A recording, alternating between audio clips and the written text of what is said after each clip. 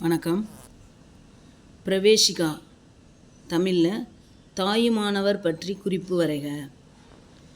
வேதாரண்யம் என்னும் ஊர் திரிமடைக்காடு என்றும் அழைக்கப்படுகிறது. இங்கு கேடிலியப்ப பிள்ளை என்பவர் வாழ்ந்து வந்தார். ஜெகவல்லி என்பது அவரது மனைவியின் பெயர். இவர்களுக்கு நீண்ட நாள் குழந்தையில்லாமல் இருந்தது.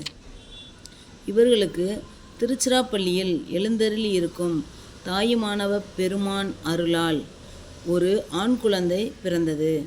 எனவே அக்குழந்தைக்கு தாயுமானவன் என்று பெயரிட்டு சீராட்டி பாராட்டி வளர்த்து வந்தனர்.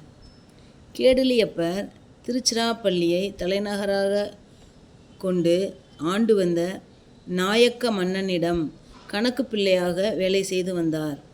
தந்தைக்கு பிறகு தாயுமானவரும் அதே வேலையை செய்து வந்தார். ஒருமுறை தாயுமானவர் மௌனகுருவை சந்தித்தார். மௌனகுரு தாயுமானவரின் பண்பட்ட மனநிலையைக் கண்டு தீட்சை அளித்தார். தாயாரின் விருப்பத்தினால் தாயுமானவர் மட்டுவார்குழலி என்னும் பெண்ணை மணந்து கொண்டார்.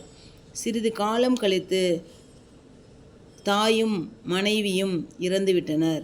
அதன் பிறகு தாயுமானவர் மௌனகுருவிடம் ஞானோபதேசம் பெற்று துறவு பூண்டார். பல திருத்தலங்களுக்கும் சென்று வழிபட்டார்.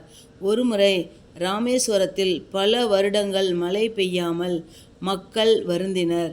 அப்போது தாயுமானவர் இறைவனை வேண்டி பாடினார். மழை பொழிந்தது. மக்கள் மகிழ்ந்தனர். தாயுமானவரின் பாடல்களை தமிழ் வேதம் என்று அறிஞர்கள் கூறுவர். இவரது பாடல்கள் பொருளும் ஓசையும் பெற்று மிளிர்வதாக கற்றவர் கூறுவர். இவரது காலம் 17ஆம் நூற்றாண்டாகும். நன்றி.